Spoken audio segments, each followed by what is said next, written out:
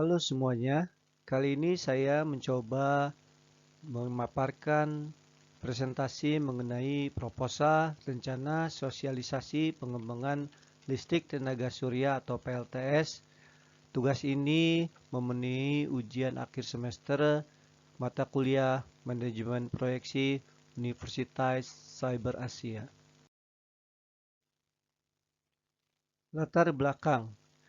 Di zaman modern ini, tantangan terbesar umat manusia adalah menemukan solusi inovatif terhadap kebutuhan energi yang terus berkembang seiring dengan pertumbuhan populasi dan tingkat teknologi di dunia.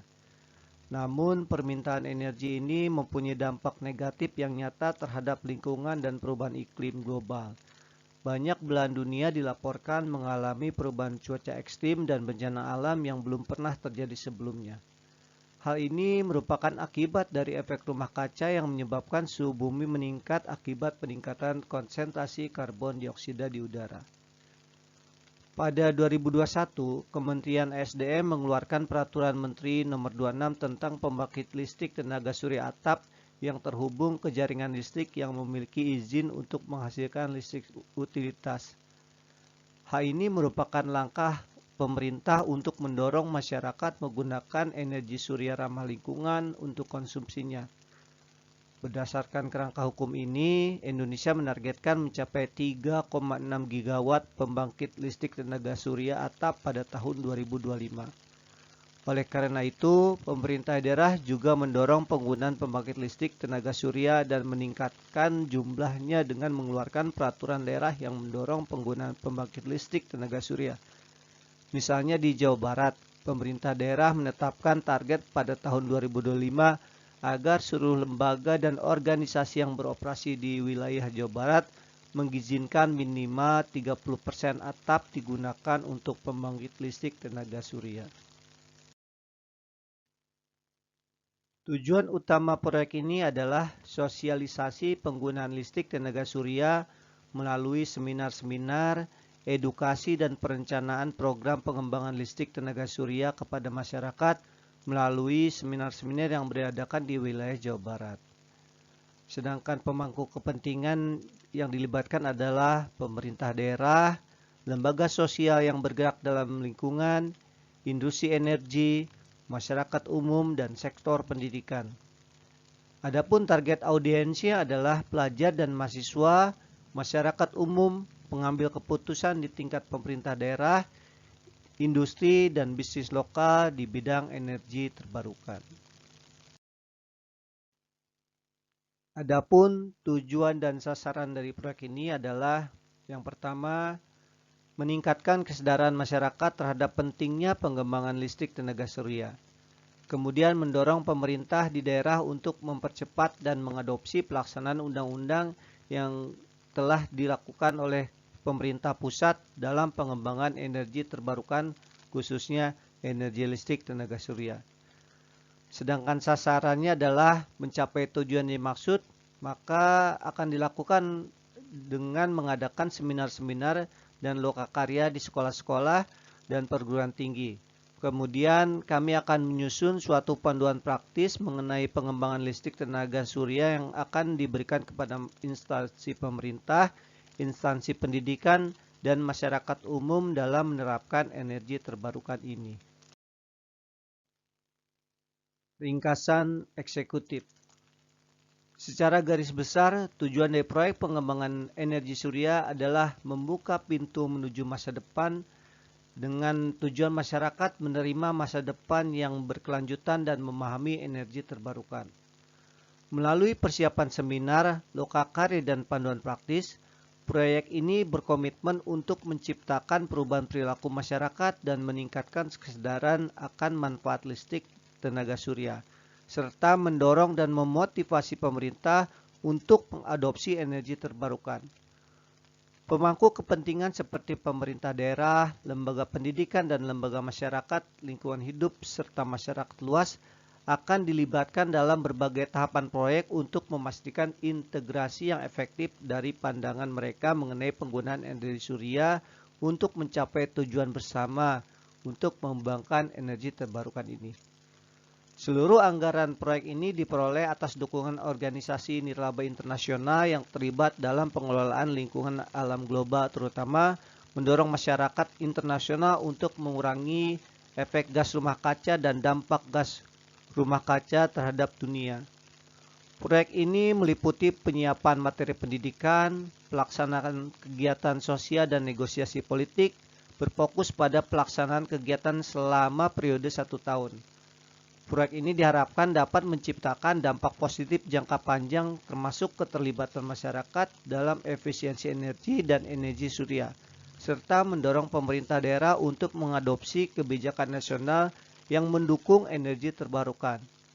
Keberhasilan proyek ini akan diukur dari peningkatan pemahaman masyarakat, adopsi teknologi tenaga surya, dan perubahan positif dalam penegakan kebijakan dan sikap lingkungan. Rincian rencana proyek. Proyek ini terdiri dari beberapa fase, mulai dari persiapan dilakukan 1 bulan, di mana ada penyusunan tim proyek, analisis kebutuhan rinci dan pengembangan kerangka kerja dan evaluasi. Kemudian fase pertama yaitu penyusunan materi edukasi selama 3 bulan, di mana melakukan identifikasi materi, lalu konsultasi dengan ahli dan pembuatan materi. Kemudian fase kedua yaitu pelaksanaan seminar dan lokakarya selama 4 bulan, di mana kita akan melakukan penentuan lokasi dan jadwal, adanya pendekatan ke sekolah, perguruan tinggi dan institusi lainnya, serta pelaksanaan seminar dan lokakarya.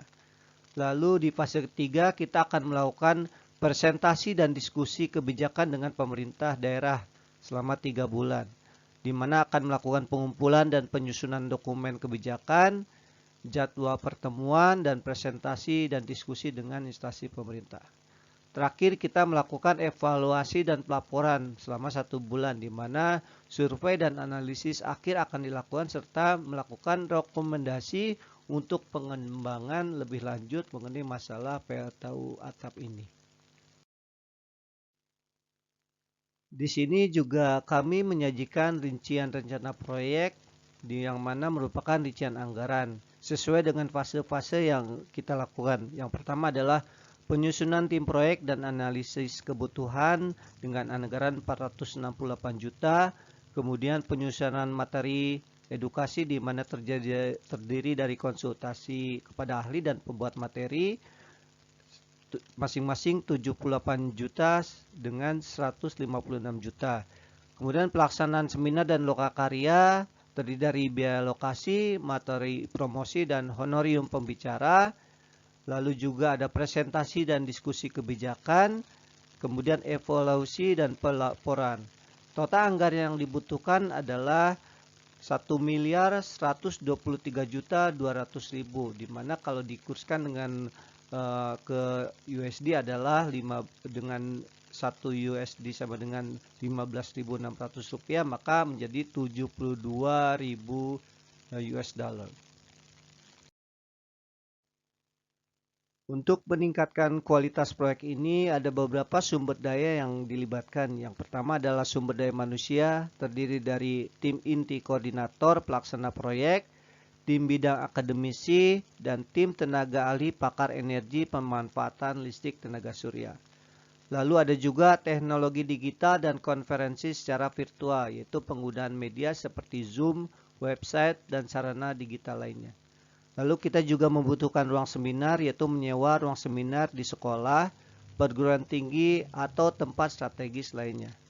Kemudian materi promosi yang berupa buklet, spanduk, brosur, buku manual praktis, dan media promosi lainnya. Jika kita melihat ke Work Breakdown Struktur atau WBS, maka dari tahap awal yaitu persiapan hingga tahap evaluasi dan pelaporan, kita memiliki jangka waktu targetnya, dimulai dari bulan Februari 2024 dan berakhir pada tanggal 26 Februari 2025. Kami harapkan dalam persiapan sampai penyusunan materi, kemudian pelaksanaan seminar dan lokakarya, presentasi dan diskusi dan pemerintah daerah, sampai evaluasi dan pelaporan dapat berjalan dengan baik sesuai dengan jadwal yang telah kita sajikan. Jika kita melihat dari jaringan kerja proyek sosialisasi pengembangan PLTS ini, maka kita akan melihat dari fase 0 yaitu persiapan sampai dengan fase evaluasi dan pelaporan, di mana critical point-nya adalah di fase-fase yang ditandai dengan warna merah. Kemudian di sini juga di fase ketiga ada presentasi dan diskusi dengan pemerintah. Kita melakukan persiapan secara internal dengan pengumpulan dan penyusunan dokumen kerja dan kebijakan, dan kemudian kita akan melakukan jadwal pertemuan dengan instansi-instansi terkait dengan yang sesuai dengan PLTU ini.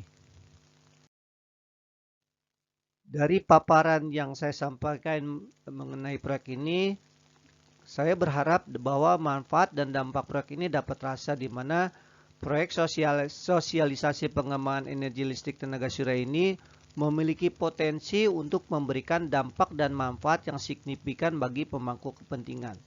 Proyek ini diharapkan dapat memberikan sesuatu perubahan positif dalam pola pikir masyarakat untuk mendukung transformasi menuju penggunaan energi yang ramah lingkungan dan terbarukan. Manfaat dan dampak mencakup aspek ekonomi, lingkungan, dan sosial, yang mana seluruh pemangku kepentingan dapat merasakan dan berkontribusi positif terhadap perubahan menuju penggunaan energi yang terbarukan. Kesimpulan yang bisa saya berikan adalah seluruh proyek sosialisasi pengembangan energi surya mengejar tujuan yang berkaitan dengan kebutuhan saat ini, yaitu menuju transisi energi berkelanjutan. Proyek ini diharapkan dapat memberikan dampak positif yang lebih luas dengan berfokus pada pendidikan masyarakat dan pemangku kepentingan yang ada dan penerapan teknologi dan pemanfaatan kebijakan yang ada. Pemerintah daerah sebagai pemangku kepentingan dalam permasalahan kebijakan perlu memanfaatkan dinamika ini dan membuka jalan bagi penerapan kebijakan yang lebih progresif terkait sumber daya energi yang berkelanjutan dan ramah lingkungan. Dari sudut pandang bisnis, pemangku kepentingan industri energi dapat melihat hal ini sebagai peluang untuk menerapkan dan menyebarkan tenaga surya sehingga ke tingkat komunitas pengguna. Demikian pula organisasi akademis dan sosial yang bergerak di bidang lingkungan hidup dapat merasakan dampak positif dengan meningkatkan kesadaran masyarakat terhadap praktek ramah lingkungan dan literasi energi. Masyarakat dan akademisi secara keseluruhan, proyek ini tidak hanya memperkenalkan teknologi terbarukan, namun juga mendorong aksi sosial dan kebijakan menuju masa depan energi berkelanjutan dengan melibatkan seluruh pemangku kepentingan. Proyek ini bertujuan untuk menciptakan lingkungan yang mendukung keberhasilan transisi energi dengan manfaat jangka panjang bagi seluruh masyarakat dan lingkungan. Demikianlah presentasi dari kami. Lebih kurangnya kami mengucapkan mohon maaf yang sebesar-besarnya. Terima kasih.